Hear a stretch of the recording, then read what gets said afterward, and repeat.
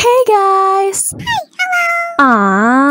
Aku Damelia dan aku akan membuat belajar kamu jadi lebih mudah dan happy. Ayo subscribe. Oke. Terima kasih. Enjoy videonya. Oke, ini adalah lanjutannya guys tentang NFV.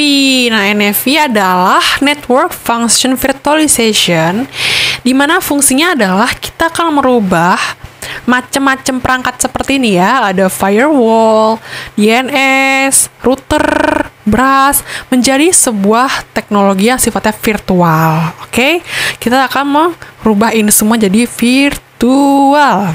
Tujuan dibentuknya si NFV itu adalah supaya dia bisa menghandle masalah, yaitu tentang susahnya penggunaan hardware ketika kita hanya terfokus pada satu vendor saja, oke? Dan juga dia ingin mengatasi masalah dan membuatnya menjadi sebuah teknologi virtual supaya lebih fleksibel gitu. Terus dia juga ingin mengurangi ya OPEX dan CAPEX-nya. Dan juga dia akan meng-increase si agility-nya. Oke? Dan intinya adalah NFV dia akan menjadikan semua perangkat menjadi sebuah virtual machine. Sehingga aplikasi-aplikasi itu yang banyak bisa berjalan di atas virtual machine itu. Nah, jadi gini guys, yang sebelumnya itu ada perangkatnya ya, seperti ini ada core-nya ya, ada core router. Ini dimana ini yang masih ada core-nya itu adalah sifatnya masih yang tradisional, yang masih lama. Ini akan kita rubah menjadi sebuah teknologi yang virtual. Oke, jadi ini semua virtual, ini virtual, dan core-nya juga sebuah virtual gitu, supaya bisa menjalankan aplikasi-aplikasi yang ada di atasnya. Nah, ini juga gambarnya nih guys. Ini adalah gambar hardware yang masih ada ya, yaitu berupa port-port kayak router, USB dan sebagainya macamnya, server. Dia akan dirubah menjadi sebuah virtual. NFV adalah teknologi yang digunakan untuk memisahkan atau menghilangkan ketergantungan terhadap perangkat yang dipakai, oke? Jadi dia tidak tergantung lagi pada suatu perangkat yang dibangun untuk satu sistem saja, kayak yang tadi saya sebutkan.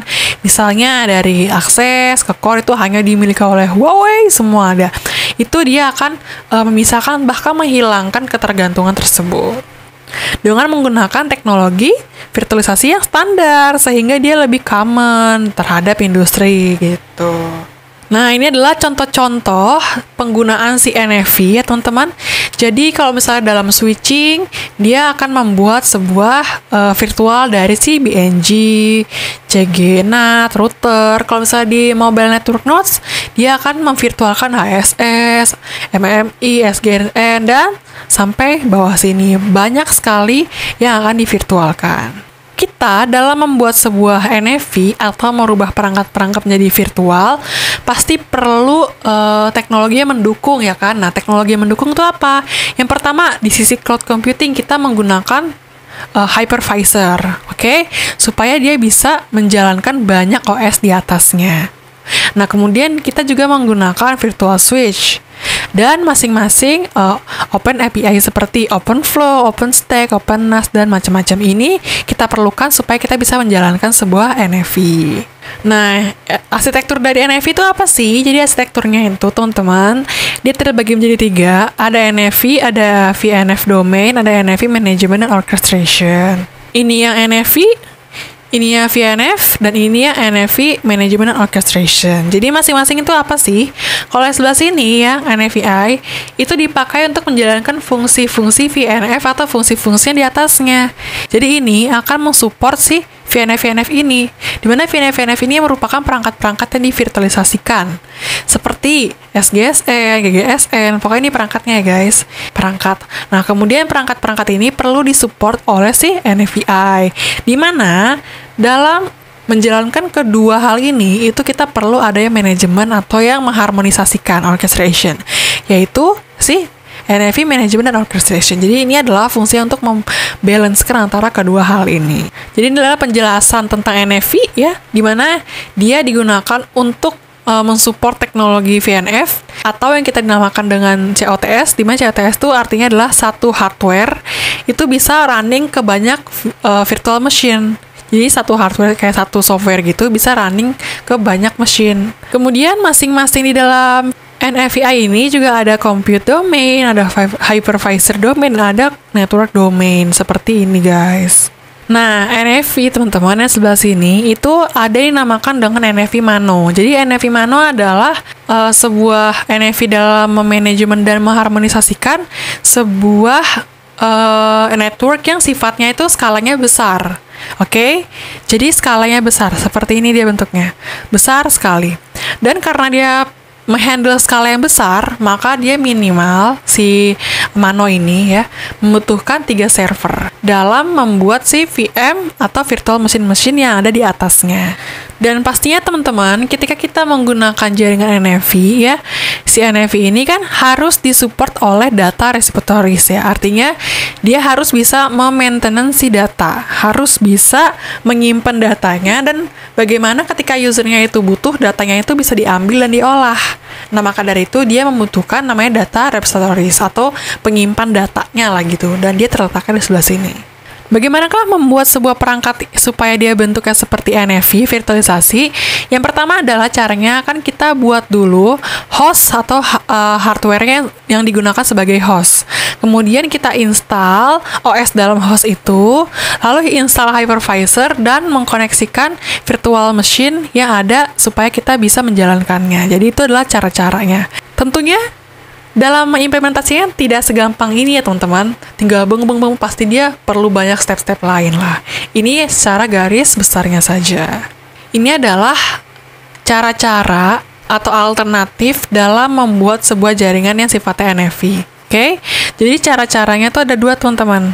Yang pertama, dia masih menggunakan jaringan tradisional ya, masih dari layer 1 sampai layer atas application masih tradisional, tetapi sudah menggunakan servernya itu bentuknya NFV. Yang kedua adalah semuanya dia sudah menggunakan si NFV. Jadi ada 2 alternatif. Di mana kalau misalnya kita menggunakan ini, itu implementasikannya adalah sebuah jaringan LTE. LTE private namanya teman-teman. LTE private, di mana LTE private ini yang tadi Telkomsel pakai ya, yaitu NPC. Oke?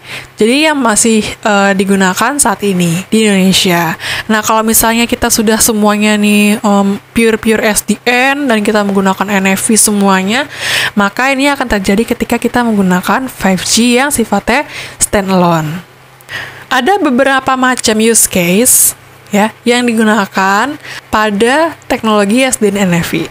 Nah, kalau ini adalah use case yang pertama, di mana dia akan men-slicing si networknya. Jadi kalau misalnya ada smartphone ya, ada MVNO UA, ada IoT device, nah macam-macam use case ini ya, yang di dalam jaringan 5G, kalau misalnya kita menggunakan 5G, MMDB, WRLC, dan MMTC, ketika use case ini itu kan mempunyai QoS yang berbeda-beda ya teman-teman. Kalau misalnya smartphone, pasti dia pengennya yang kapasitinya tuh besar, ya kan? Kalau misalnya IoT device, dia pengennya yang delay-nya itu rendah, dan pokoknya gitulah, dia mempunyai QoS yang berbeda-beda. Karena menggunakan QoS yang berbeda, maka kita perlu men-slicing atau membagi-bagi sesuai dengan kebutuhannya. Nah, maka dari itu, dalam menggunakan network slicing case, itu kita akan mengimplementasikan SDN. Karena SDN itu handal dalam menangani traffic-traffic yang seperti ini. Jadi itu adalah use case yang pertama, dengan menggunakan SDN. Yang kedua adalah use case ketika kita menggunakan jaringan VNF, di mana VNF adalah jaringan yang akan merubah perangkat-perangkat yang seperti ini ya. Ini adalah teknologi MPLS, di mana dia terdapat router-router. Routernya itu kalau misalnya di MPLS kan dinamakan dengan LSR ya teman-teman. Nah, ketika router-routernya di pinggir-pinggir itu namanya LR. Nama-nama ini itu bisa kita sebut juga dengan PA. Jadi PA adalah nama lain dari si LSR atau router yang ada di MPLS. Nah, perangkat-perangkat ini dalam VNF itu bisa kita rubah menjadi sebuah teknologi virtualisasi. Jadi ini akan kita rubah menjadi virtualisasi. Oke? Virtualization of CPA. Sekian dulu penjelasan saya mengenai materi kali ini, yaitu SDN NFV. Semoga ini bermanfaat ya teman-teman bagi kita semua.